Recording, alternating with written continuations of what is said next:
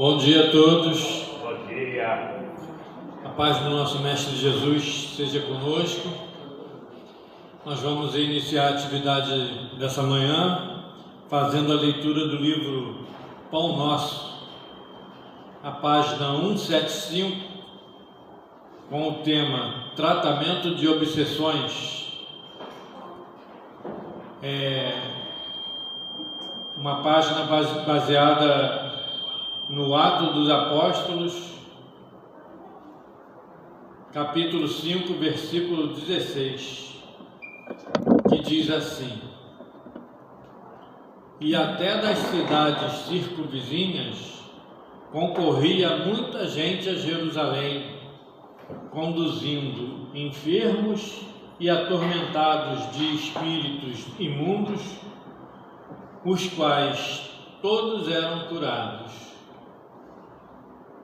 Aí, baseado nesse versículo, o Emmanuel tece o seguinte comentário para a gente. Ele diz assim: a Igreja cristã dos primeiros séculos não estagnava as ideias redentoras do Cristo em pratarias e resplendores do culto externo. Era viva, cheia de apelos e respostas. Semelhante a ela, o Espiritismo evangélico abre hoje as suas portas benfeitoras a quem sofre e procura o caminho salvador. É curioso notar que o trabalho enorme dos espiritistas de agora, no socorro às obsessões complexas e dolorosas, era da intimidade dos apóstolos. Eles doutrinavam os espíritos perturbados, renovando pelo exemplo e pelo ensino, não só os desencarnados, sofredores, mas também os médiuns enfermos que lhes padeciam as influências. Desde as primeiras horas de tarefa doutrinária, sabe a alma do cristianismo que seres invisíveis, menos equilibrados, vagueiam no mundo, produzindo chagas psíquicas naqueles que lhes recebem a atuação. E não desconhece as exigências do trabalho de conversão e de elevação que lhe cabe realizar. Os dogmas religiosos, porém, impediram-lhe o serviço eficiente há muitos séculos. Em plena atualidade, todavia, ressurgem os quadros primitivos da Boa Nova, entidades espirituais ignorantes e infortunadas adquirem nova luz e roteiro novo. Nas casas de amor que o Espiritismo cristão institui, vencendo preconceitos e percalços de vulto, o tratamento de obsessões, portanto, não é trabalho excêntrico em nossos círculos de fé renovadora. Constitui simplesmente a continuidade do esforço de salvação aos transviados de todos os matizes, começado nas luminosas mãos de Jesus.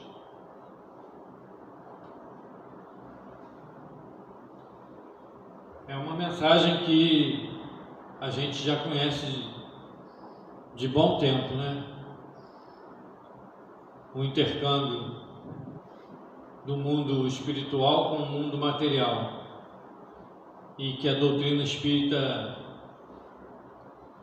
explica bem para a gente a respeito dessas influências que a gente sofre, né? Nós sofremos e somos influenciados. Por isso a necessidade da gente conhecer o Evangelho de Jesus, conhecer a doutrina espírita e refletir sobre esses ensinamentos para que a gente tenha liberdade de consciência para escolher o caminho que a gente quer seguir,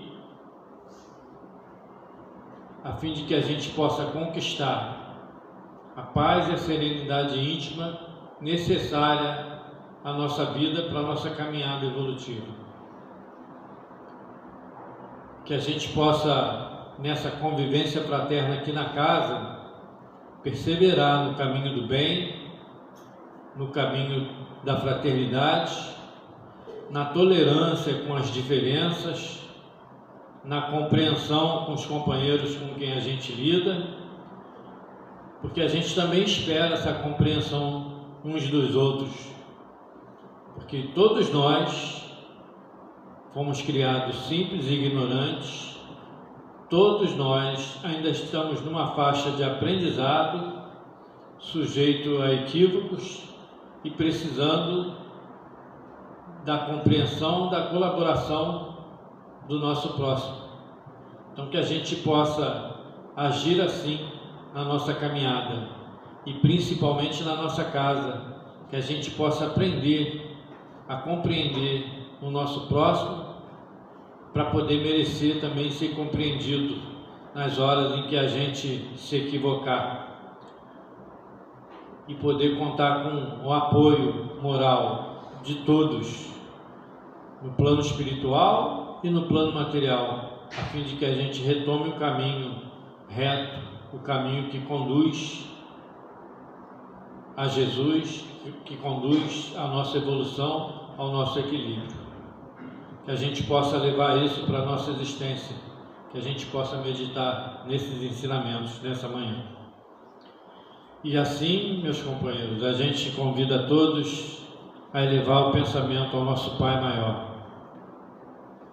Que possamos ser envolvidos nesse momento pelas vibrações cariciosas do seu amor e que a gente possa perceber junto de nós os benfeitores amigos que Ele sempre nos envia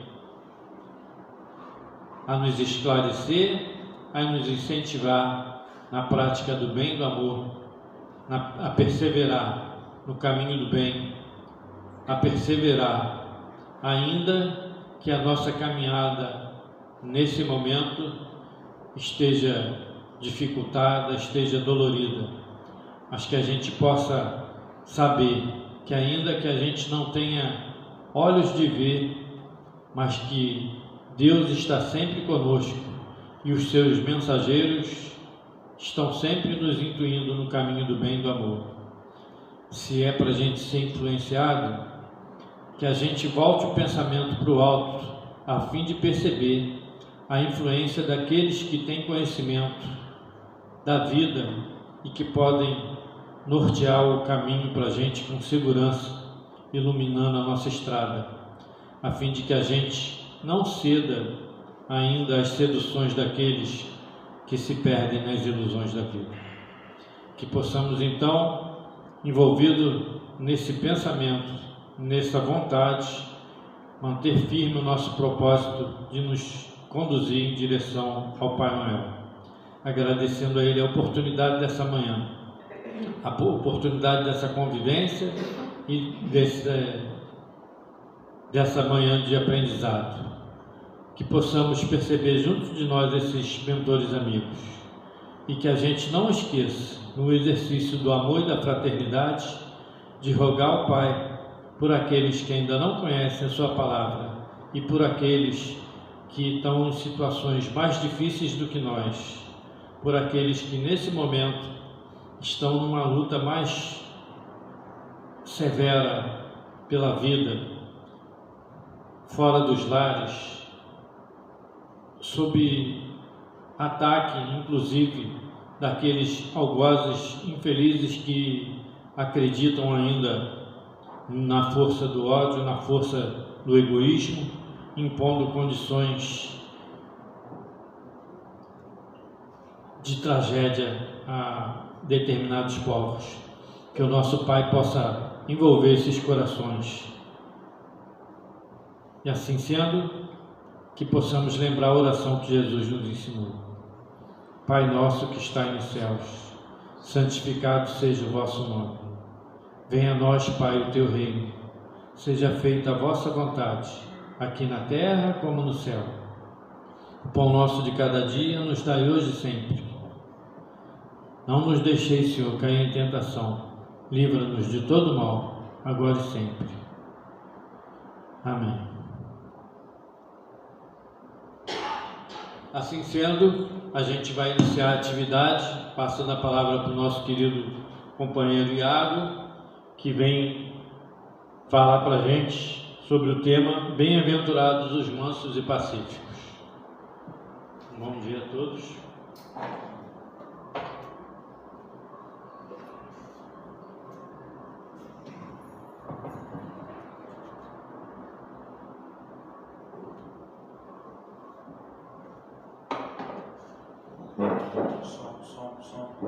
Som. Apertei. Não. É isso, tem que ter controle. De novo. Som, teste, som. 1, 2. Som.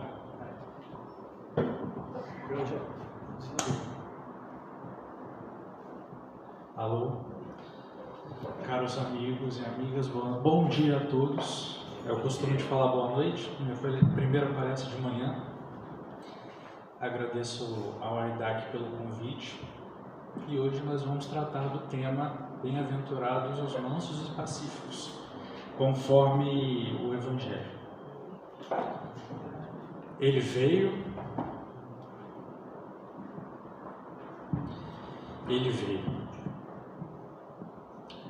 nem escudo, nem espada, só o amor por todos nós. Ele veio, mãos vazias, desarmadas, só o amor por todos nós. Ele veio com sua brandura e seu amor, só carinho, dispensando as algemas da ignorância, trazendo a todos nós a nossa reflexão íntima, mudando a perspectiva do mundo e fazendo com que nós todos repensemos as nossas atitudes e nos coloquemos em um local de humildade e aprendizado, para que assim possamos refletir naquilo que fazemos durante o nosso dia a dia, aquilo que nós praticamos no nosso trabalho, principalmente dentro da casa espírita, no convívio com os nossos familiares, e naquilo que realmente nós gostamos de olhar para nós mesmos. Mas aquele olhar superficial em que a matéria e o corpo tomavam a amplitude do nosso pensamento já não faz mais parte daquilo que buscamos para a gente. Com a vinda de Jesus, com a vinda do Cristo, a perspectiva de reforma íntima e do entendimento de Deus mudariam para sempre. Antes mesmo desse ensinamento, a humanidade precisava passar por estágios significativos para que assim compreendesse de fato o que ocorreria, como se daria e o que aconteceria com o seu futuro. Foi então que um daqueles pequeninos que fora separado de sua família original, com sua etnia hebraica, foi entregue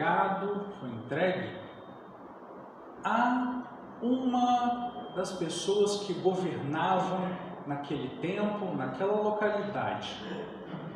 Moisés, portanto, tendo a sua formação integral com o melhor que poderia oferecer o seu tempo, deu-se, com o passar do tempo e o seu aprendizado, como um legislador, aquele que construía as estruturas iniciais de um ensinamento que não estava consolidado ainda. Junto com seus companheiros hebraicos, ele estabeleceu leis que limitavam aquele povo de cometerem os desvios que já se tornaram costume. Portanto, nós temos nesse caso um marco principalmente para nós que estudamos a doutrina espírita, que é a consulta aos mortos. No livro de proibições, chamado Deuteronômio, Moisés, portanto, vai dizer em um dos versículos: não se permitirá a consulta a feiticeiros e feiticeiros, e ao final do versículo ele vai dizer: nem mesmo quem consulte os mortos. E nós hoje sabemos, com o entendimento que temos hoje, que o direito das proibições possui duas regras. A primeira, só se proíbe aquilo que é possível. Portanto, é uma revelação a todos nós que era possível a consulta aos mortos. Aqueles que já não convivem mais conosco poderiam sofrer do intercâmbio. E talvez aquela frase do Chico, tão popular a nós todos, nos traga parte desse entendimento, onde ele diz que o telefone toca de lá para cá. Mas nós sabemos, lendo o Livro dos Médiuns, estudando essa obra do Pentateuco Kardeciano, que o telefone pode tocar de cá para lá, se for feito com sabedoria, seguindo os ensinamentos. Portanto, a evocação dos espíritos é uma realidade. Já tendo certa compreensão de que aquele escopo de sociedade não tinha as possibilidades de extrair dos espíritos, aqueles que já se foram, a melhor qualidade dos ensinamentos, dos questionamentos, Moisés proíbe o povo daquela consulta. Mas além de ser proibido e nos trazer a revelação de que só se proíbe aquilo que é possível, e se a proibição aconteceu é porque a conexão com os mortos é possível, a segunda regra para o direito das proibições é que só proíbe-se condutas nocivas reiteradas. Então era um hábito daquele povo hebreu, um hábito do princípio do judaísmo, consultar aqueles que já não estão conosco. O problema dessa consulta feita naquele tempo é que as consultas eram feitas com superficialidade, por questões profundamente ligadas à matéria, que ao invés de trazerem benefícios àqueles espíritos que seriam consultados e aqueles que consultariam, agravariam talvez os débitos dos que estiverem envolvidos naquele intercâmbio. Portanto, tendo proibido a conexão com os mortos, Moisés já nos esclarece da revelação que os mortos existem e que ninguém morre. Estabelecendo, portanto, o terreno ideal para que Jesus, com a segunda revelação que nós já conhecemos, trazendo a todos nós o esclarecimento de que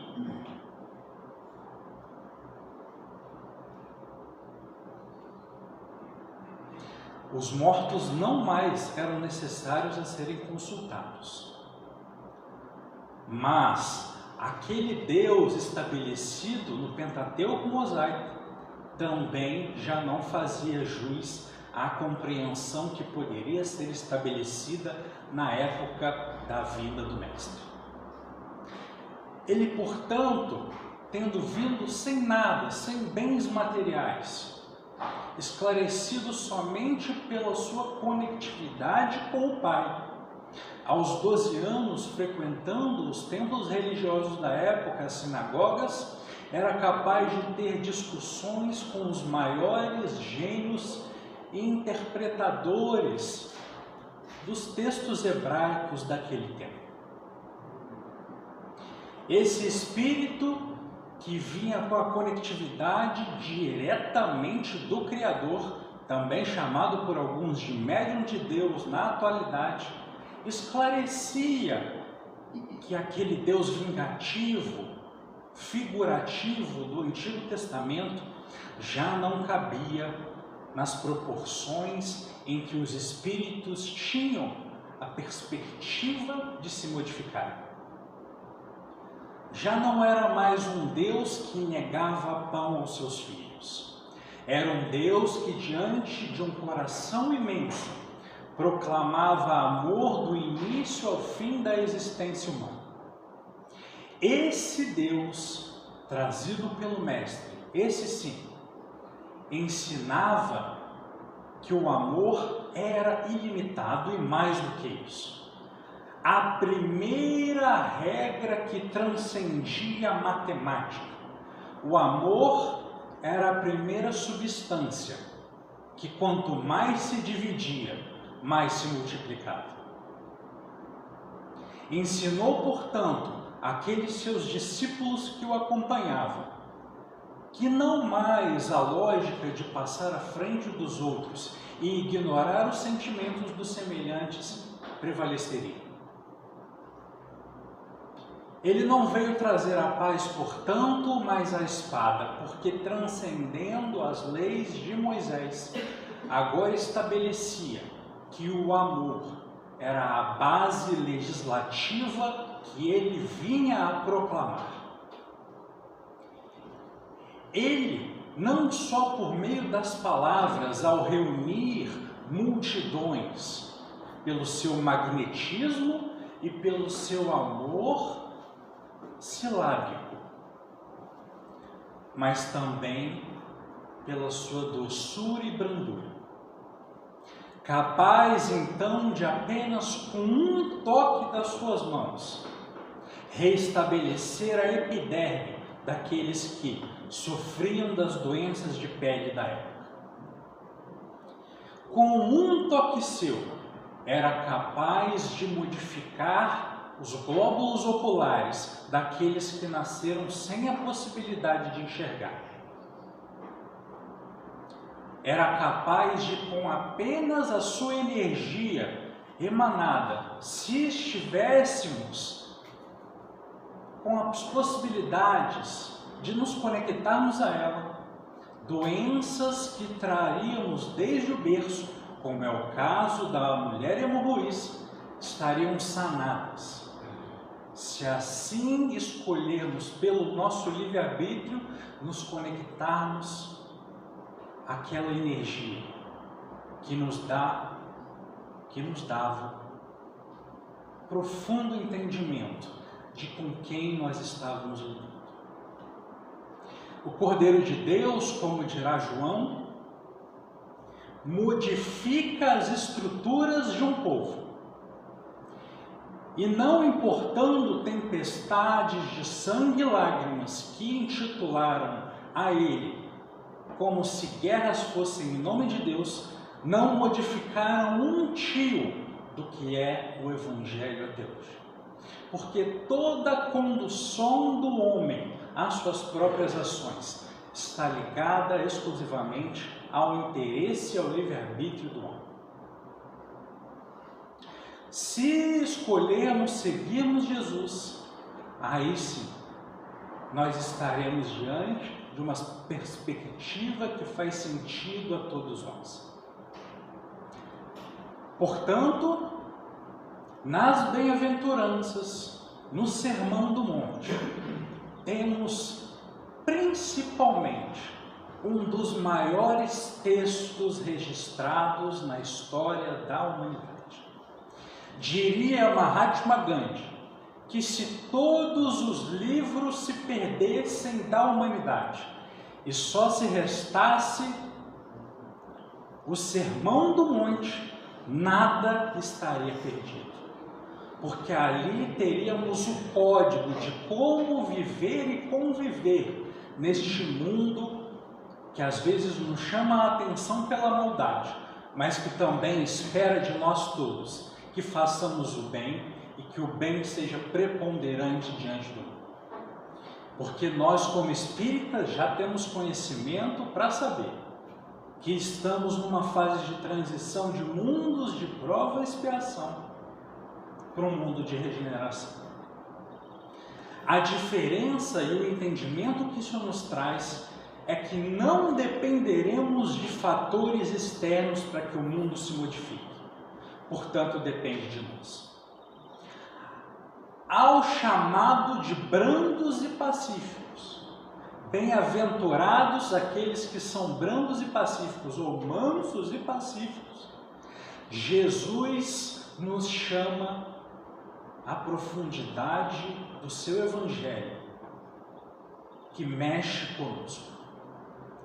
Porque não necessariamente é com as pessoas que nós gostamos e convivemos já bem que esses trechos do Sermão do Monte nos convidam. São a convívio com aquelas pessoas que nos perturbam. O convívio no trabalho com os indivíduos que nos causam mal. O convívio na família com pessoas difíceis.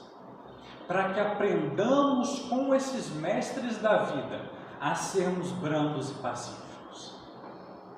Porque seria muito fácil se esse convite viesse às pessoas que nós já convivemos bem. As pessoas que nos trazem bem. As pessoas que o convívio nos traz alegria. E também temos que estabelecer aqui que às vezes nós somos as pessoas difíceis na vida de outras pessoas. Temos que ter consciência disso. E é por isso que a reforma íntima e a compreensão daquilo que é o melhor para nós todos é o que vai fazer a diferença individualmente em nós todos. Portanto, como vai dizer o próprio Kardec no item a cólera, esses sentimentos que nós carregamos de rancor, de desafeto, de desumanidade, fazem mal para nós, fazem mal para aqueles que o carregam. E a oportunidade de lançarmos a brasa que nós seguramos para queimar o outro é agora. O veneno que nós armazenamos para nós tomarmos querendo que o outro morra é a chance de nós jogarmos fora. Porque é assim, meus irmãos, estudando-se pouco a pouco, estabelecendo uma conexão com Deus, como o próprio Santo Agostinho nos convida na questão 919 do Livro dos Espíritos, a refletirmos ao final de todos os dias sobre as nossas ações e o que poderemos corrigir no dia seguinte, que pouco a pouco nos tornaremos melhores. E nós sabemos que só se melhora aquilo que foi estabelecido que precisa de mudança. Portanto, se nós não soubermos para onde ir, aí qualquer caminho basta. E é por isso que a doutrina espírita nos engatilha a esperança da mudança. Temos que ter esse diferencial de nos olharmos no espelho, e elencarmos os nossos defeitos. Elencando, portanto, os nossos defeitos, aí sim saberemos no que melhorar. Talvez seja difícil olhar para nós mesmos, porque temos defeitos e às vezes ocultamos de nós mesmos. Às vezes nós varremos para debaixo do tapete fingindo que nós não temos atitudes ruins. E aquelas cutucadas, alfinetadas que magoam o nosso próximo, talvez nós já tenhamos maturidade para segurarmos isso e não mais machucarmos. Talvez nós já tenhamos maturidade de entender que o outro tem o tempo dele de entendimento e você pode ser feliz com sua compreensão. Se você tem a capacidade já de entender e o outro não, preocupe-se primeiro contigo eleve-se a sua tolerância e entenda que o outro tem o tempo do outro. A felicidade, a evolução, nós sabemos todos que é individual. Portanto, primeiro nós. E não numa questão de egoísmo, mas uma questão de compreensão que nós precisamos de autocuidado antes de querermos cuidar do outro ou da vida do outro. E se a dor nos chama ao convívio, se as situações que nós passamos agora nos dobram, nos jogam na genuflexão de joelhos, nós aprendemos no Evangelho segundo o Espiritismo, dentro desse próprio capítulo, bem-aventurados os mansos e os pacíficos, onde um espírito amigo vai dizer no item a paciência: a dor é uma bênção que Deus envia aos seus eleitos. Não vos aflijais, pois, quando sofreres. Antes, bendizei a Deus, que pela dor neste mundo vos marcou pela glória no céu. Talvez nós sejamos escolhidos nesse sentido, de vivenciarmos aquilo que estamos passando hoje, seja a doença, seja a perda de um parente amado, seja a doença naquele pequenininho que nós acompanhamos, seja a perda de um emprego, seja uma traição no trabalho.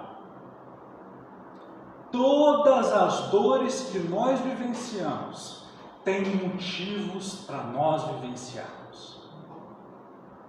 E se nós não sabemos o motivo agora, nos convida o próprio Evangelho segundo o Espiritismo em analisarmos as causas anteriores das aflições. As causas que não se explicam nessa vida, mas que não menos importantes do que as se explicam. Porque certas coisas nós estamos vivendo aqui para aprendermos a sermos melhores, sem ter porquê de nós sabermos o porquê de vivenciarmos. Foi combinado com alguém, antes de reencarnarmos, que a perspectiva que teríamos aqui talvez seja de certas dores em alguns pontos do mundo, em alguns pontos do nosso corpo físico, em alguns pontos do nosso perispírito. E o que seria de nós se não fosse a dor auxílio, em que, vendo-nos caminhando a uma linha que não corresponde ao que programamos, vem uma dor que nos endireita e nos coloca onde nós planejamos antes de reencarnarmos. Kardec, portanto, estabeleceu no livro A Gênese que a dor auxílio seria uma espécie de retificação à encarnação, impedindo que os nossos débitos se agravassem, para que assim teríamos mais possibilidades de nos endireitarmos e concluirmos a nossa missão aqui na Terra de melhor maneira.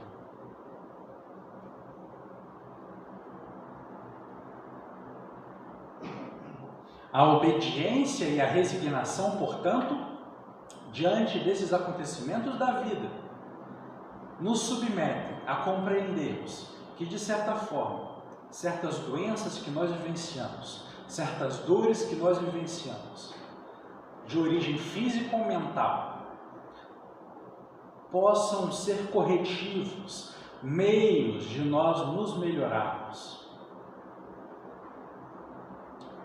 Porque nós sabemos, já temos conteúdo para aprendermos assim, que de certa forma, a maioria de nós, por estarmos num mundo de prova e expiação, temos alguns débitos a acertarmos com a espiritualidade divina.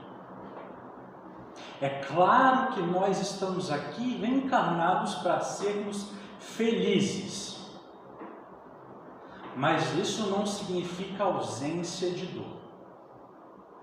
Algumas vezes vamos nos ver caídos, derrotados, com um sentimento de insatisfação e de injustiça. Mas sabemos que no mundo que nós vivemos não existe injustiçado. Tudo o que acontece conosco que não partiu de ações nossas, muito provavelmente, vem de outros tempos, de origens anteriores. E nós nos perguntamos: eu mereço que isso aconteça comigo? Eu fiz algo de errado nesta vida para que isso aconteça comigo? Mas não se trata de saber porquê, como aprendemos no caminho da luz. Se trata de saber para que essas dores acontecem conosco. Para que isso acontece? Para que eu me torne mais brando e pacífico diante das dores. Porque Maria, vendo o Filho crucificado, não modificou a sua estrutura fisiológica, não se tornou colérica, não modificou o seu coração. Compreendeu que aqueles que torturavam o seu filho amado, que só houvera estabelecido amor e confiança em Deus, que eles não sabiam de fato o que fazer. Não deixando de lado a sua mansuetude, Maria se mantém firme ao lado de João Batista, ouvindo as palavras do Mestre: Mãe, eis aí seu filho. Filho, eis aí sua mãe.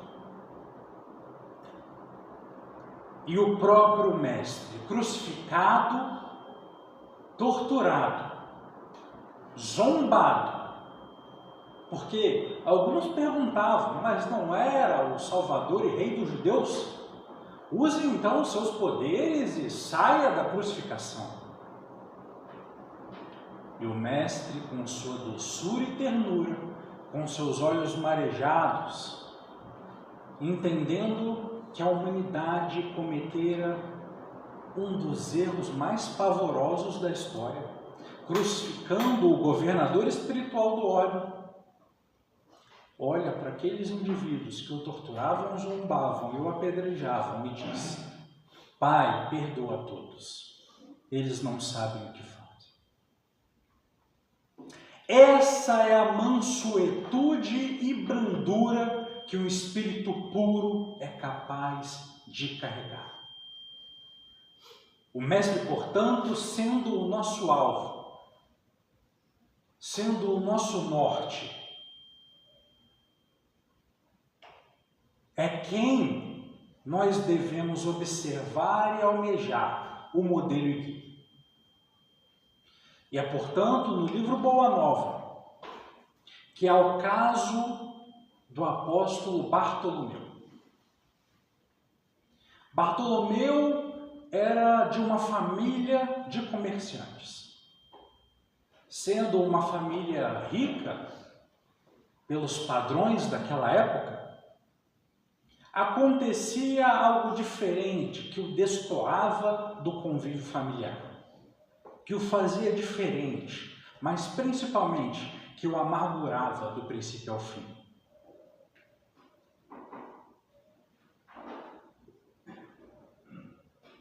Bartolomeu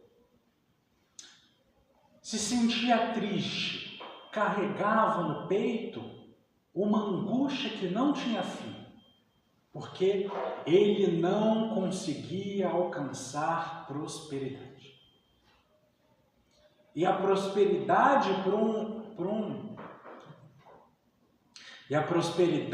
para um comerciante é o ápice, é o orgulho, é o entendimento do topo da compreensão daqueles indivíduos que ali conviviam. e não alcançando prosperidade, Bartolomeu carregava essa depressão. Não se sentia bem, estava sempre nervoso, sempre respondendo os outros de uma maneira ríspida. E é então que, questionando Jesus,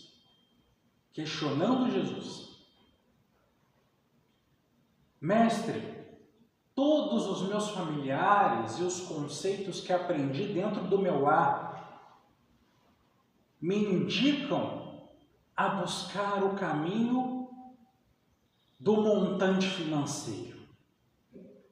Mas há algo que acontece comigo que me impede de atingir esse cume. Não consigo, por mais que tente, por mais que estude as possibilidades que um comerciante tem de se desenvolver, eu não consigo. E é por isso que essa angústia no meu coração, essa depressão, não para de crescer. Sou considerado pelos meus familiares como um fracassado, por não conseguir atingir a prosperidade financeira que eles atingiram. Jesus o interpela e diz: Bartolomeu, acaso tenho trazido boa nova que não representasse boa notícia? É claro que a prosperidade financeira rege a matéria do mundo, mas a riqueza que o meu Pai ensina não se dá por meio das vendas e do comércio. A modificação que eu trago por meio do meu Pai está além da matéria. A riqueza que eu trago por meio de meu Pai não se contenta com aquilo que brilha e encanta os olhos. A riqueza do meu Pai se estabelece de maneira que é o que faz queimar o coração. Portanto, Bartolomeu, durante o meu ensinamento, entenda aqui, a riqueza que eu espero de você é a riqueza do coração.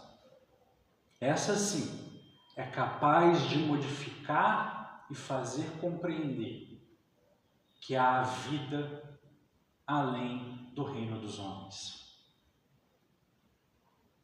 E esse ensinamento de Jesus nos traz a reflexão de que, por mais que busquemos distrações exteriores, que por mais que as coisas do mundo façam brilhar e encantar os nossos olhos,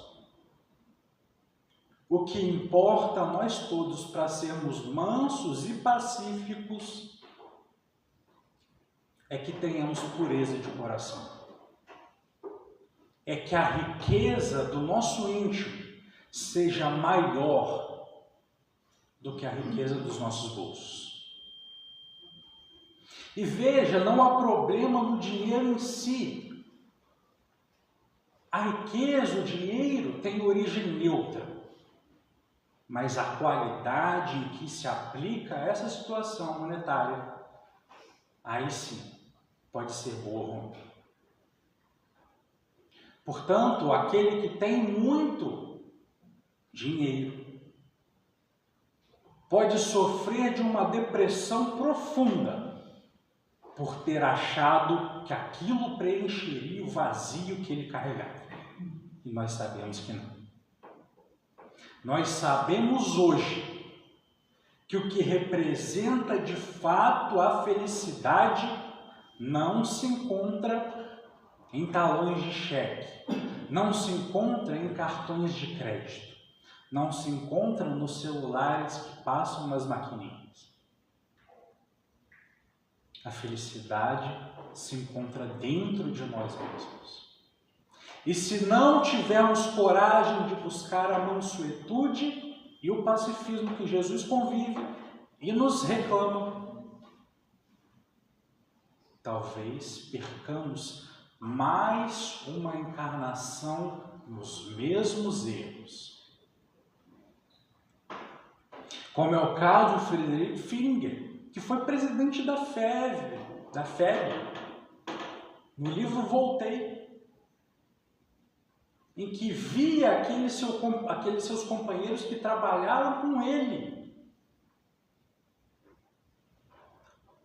brilhando enquanto a luz dele era opaca no mundo espiritual. Assumiu cargos, tinha dinheiro, trouxe o LP para o Brasil.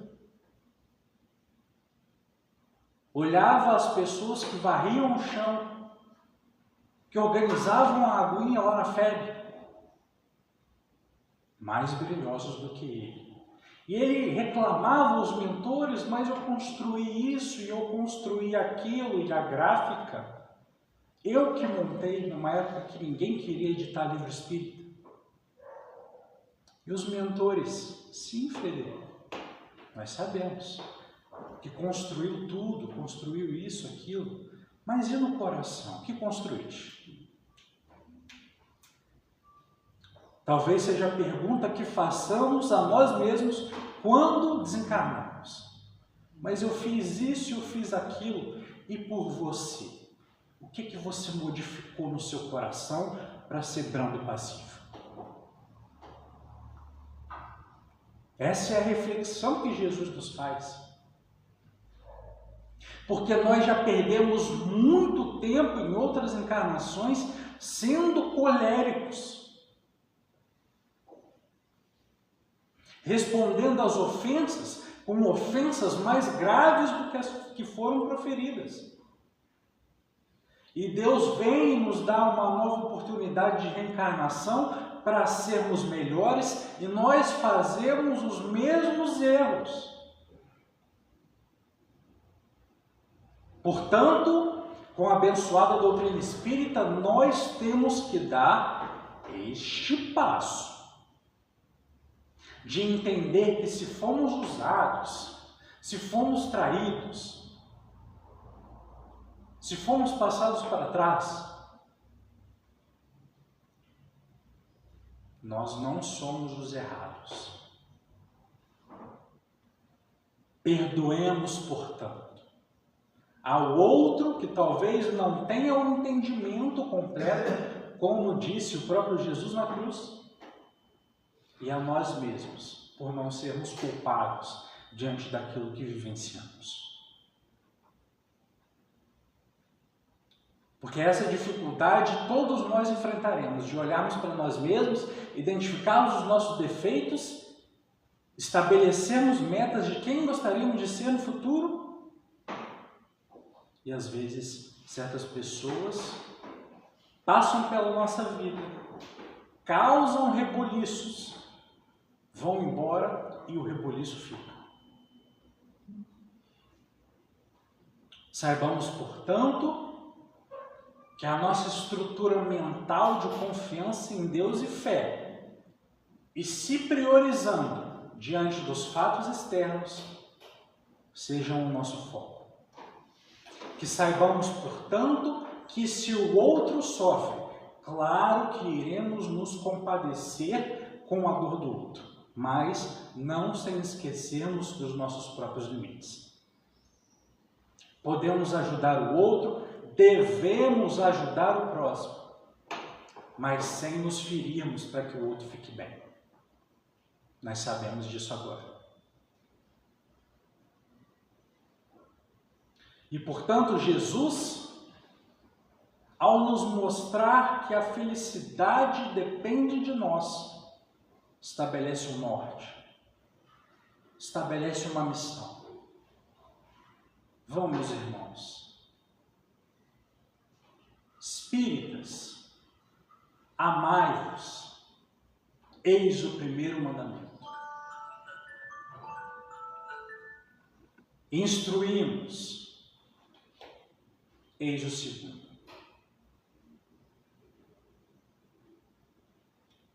É diante disso, é diante desse capítulo 9 do Evangelho segundo o Espiritismo, que nós extraímos aqui nessa manhã possibilidades para que sejamos melhores na vida, mas sobretudo mais felizes.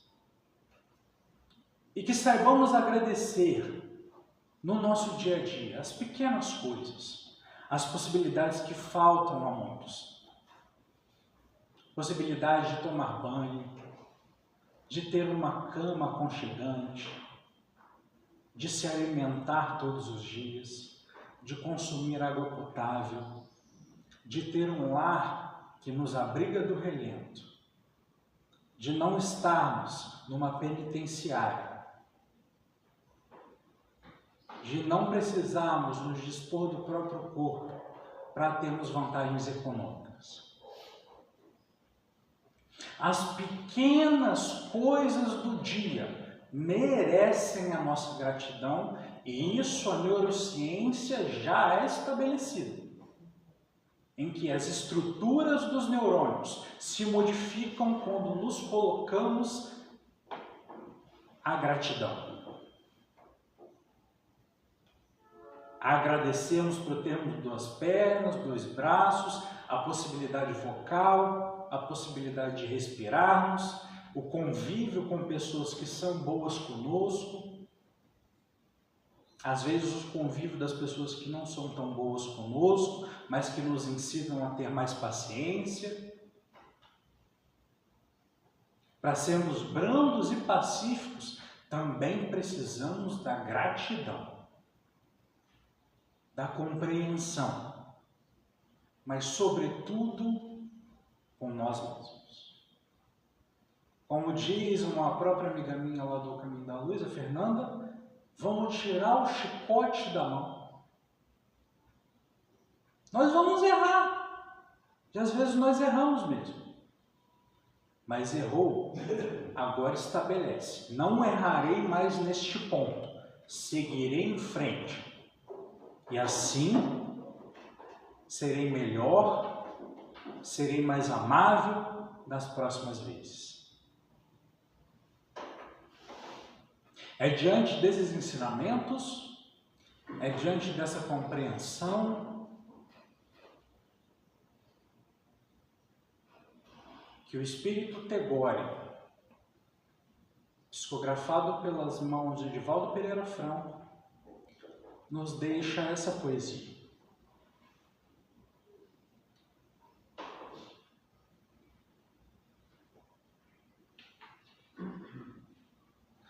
Encontrei-me, desavorado e triste pelas terras distantes, em loucas aventuras com os outros, sem conseguir te encontrar. Sem conseguir te encontrar. Deixa eu começar de novo.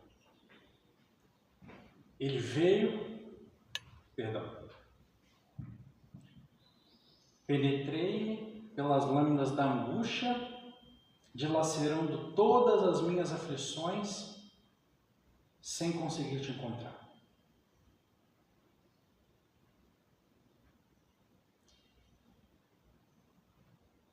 Encontrei-me um dia 2 estrelas, cujo brilho se apagava nos olhos de uma criança, e a amei. A sua voz de necessidade e o amor profundo que emanavam de ti me fizeram encontrar nós 3, o próximo, a mim e a ti, ó poderoso Senhor da minha vida. Não cesses de cantar, ó brisa ligeira que caminha pelo vale. Nem interrompas teu curso, ó água cristalina do regato. Toda essa musicalidade que embala a natureza faz-se partitura para que o cantor destrave a voz da sua garganta e embale o mundo de harmonias. É o encontro do próximo conosco e com Deus, que vai nos modificando pouco a pouco, se assim estivermos com o coração prontos a receber. Este amor que, através das relações interpessoais e com a conectividade com Deus, nos permite sermos brandos e pacíficos, se assim quisermos. Obrigado, meus irmãos. Uma boa manhã de domingo a todos nós. Graças a Deus.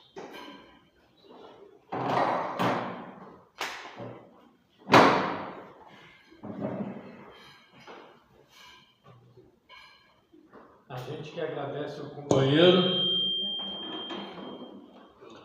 pela explanação, que ele possa continuar a sua trajetória, que ele possa continuar sendo assistido e amparado pela espiritualidade, que ele possa continuar seu projeto de estudo e de explanação da doutrina e que possa ser envolvido nas vibrações do nosso Mestre Jesus, nosso querido Bezerra de Menezes.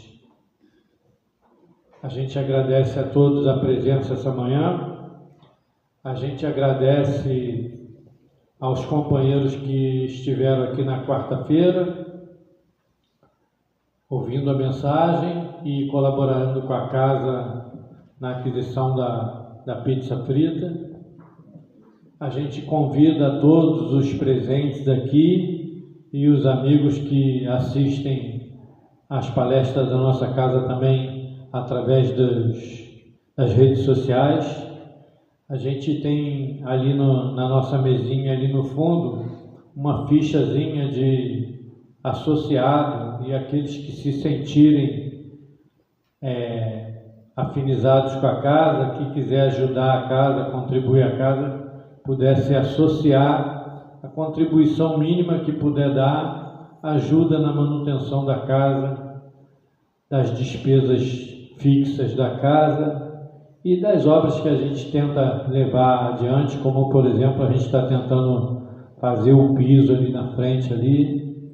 Então a casa não tem uma verba fixa, ela depende de nós associados. Então aqueles que se sentirem tocados e pudessem associar e contribuir, a gente agradece.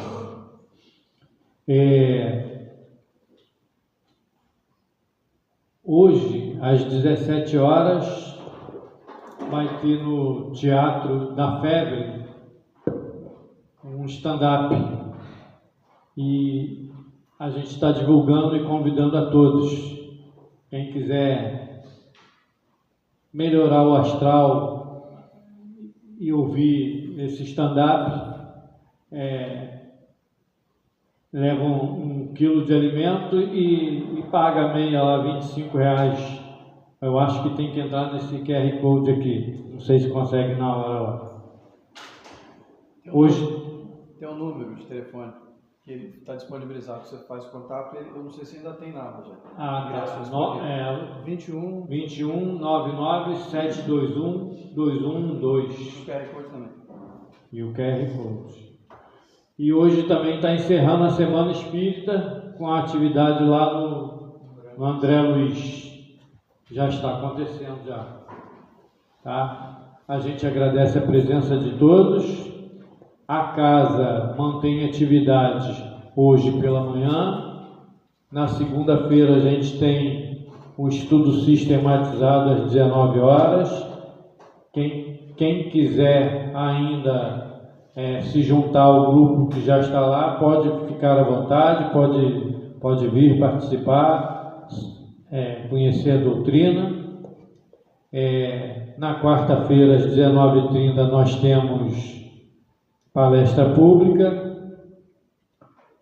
No sábado pela manhã a gente tem o sopão e tem também, eu não lembro o dia. Martinha, qual o dia que está tendo a costura? Segunda-feira, a partir das 14 horas. Costura, segunda-feira, a partir das 14. Se alguém tiver habilidade e quiser se juntar ao grupo, é bem-vindo. Você também está fazendo estudo do Evangelho à tarde ainda? Estou. Que dia? Terça-feira, às 16 e quinta-feira, os Evangelhos. Muito bem. Então, sejam todos bem-vindos aos estudos da casa. Tá bom? Rogério, plantão de paz. Que dia? Segunda-feira de 8 às 9. Plantão de passe, segunda-feira de 8 às 9. Muito bem. Recado dado. Vamos nos preparar para a segunda etapa, que é aqueles que necessitarem de passe, ficar em silêncio e oração no salão, enquanto os amigos se preparam lá dentro.